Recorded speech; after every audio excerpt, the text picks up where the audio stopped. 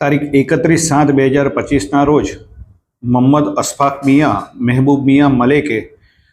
Umreth police સ્ટેશનમાં આવી પોતાની પત્નીને ગેરકાયદેસર રીતે બે વ્યક્તિઓએ સુમનબેન તથા હિરણબેને ગેરકાયદેસર રીતે ગર્ભપાત કરેલ હોવાની ફરિયાદ આપતા આ બાબતે ઉમરેઠ પોલીસ સ્ટેશનમાં ગુનો રજીસ્ટર કરવામાં આવેલ હતો। આ ગુનાના કામે જરૂરી મેડિકલ એવિડન્સ તથા અન્ય એવિડન્સ મેળવી આ ગુનામાં સંડોવાયેલ સુમનબેન ઇગ્નાસભાઈ ખિસ્તી રહેવાસી ઉમરેઠ તથા હિરલબેન કેતનકુમાર પટેલ રહેવાસી ઉમરેઠ નાઓની ધરપકડ કરવામાં આવેલી છે। આ બંનેની પૂછપરછ કરતા હકીકત એવી જણાઈ આવેલ છે કે તારીખ 18/7/2025થી તારીખ 28/7/2025 દરમિયાન મોહમ્મદ અશફાક મિયાની પત્નીને ગર્ભપાત કરવા માટે તેઓ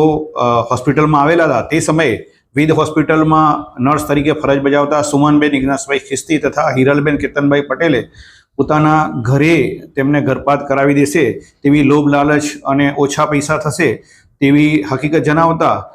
તેમનો તારીખ 18/7/2025ના રોજ ગર્ભપાત કરેલ, પરંતુ તેમાં અનિયમિતતા જણાઈ આવતા તારીખ 28/7/2025ના રોજ ફરીવાર તેમને દુખાવો થતા ફરીવાર પણ સુમનબેન ઇગ્નાસભાઈ ખિસ્તીના ઘરે લઈ જઈ તેમના પ્રથમ માળે ઇન્સ્ટ્રુમેન્ટનો ઉપયોગ કરી અને બગાડ નિકાલ કરવાનો કોશિશ કરતા એ દરમિયાન એમને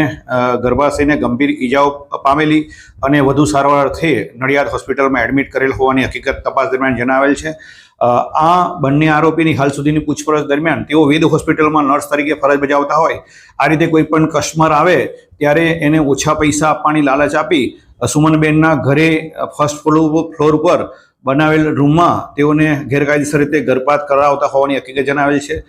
ત્યાં ગર્ભપાત કરવા માટે જે વપરાયેલા ઇન્સ્ટ્રુમેન્ટ છે એ તપાસના કામે કબજે કરવામાં આવેલા છે,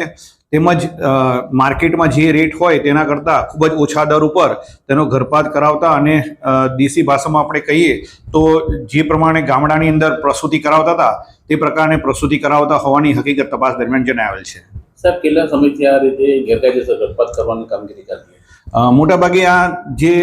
ગેરકાયદેસર રીતે ગર્ભપાત કરવાનો એમની પાસે આ પહેલો કિસ્સો આવ્યો એવું હોય એવું તપાસ દરમિયાન હમણાં જણાવેલ છે, પરંતુ જે ગામડાઓમાં દેશી સિસ્ટમથી જ્યારે હોસ્પિટલ નથી અવેલેબલ ખૂબ જ ઓછી ત્યારે જ્યારે ડાયન તરીકે કામ કરતા હોય એ પ્રમાણે જ્યારે દેશી સિસ્ટમથી ગર્ભપાત જ્યારે પ્રેગ્નન્સી કરાવતા હતા એ પ્રમાણે કરાવતા હોવાની હકીકત જણાવેલ છે, પરંતુ આ લાલચના કારણે આ બેનનો ગર્ભપાત કરાવેલ હોવાની હકીકત જણાવેલ છે। તેમજ આમાં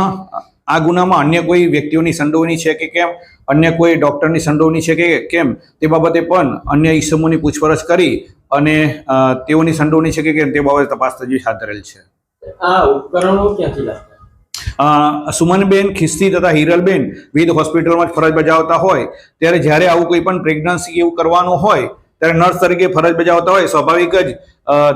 તેમની પાસે ત્યાં ઇન્સ્ટ્રુમેન્ટ તથા દવાઓ એ બધું જ અવેલેબલ હોય તે રીતે ચોરી છુપીથી એ આ ઇન્સ્ટ્રુમેન્ટ અને દવાઓ લઈ તેનો ગેરકાયદેસર રીતે ઉપયોગ કરતા હોવાની હકીકત તપાસ દરમિયાન જણાવેલ છે। Thank you.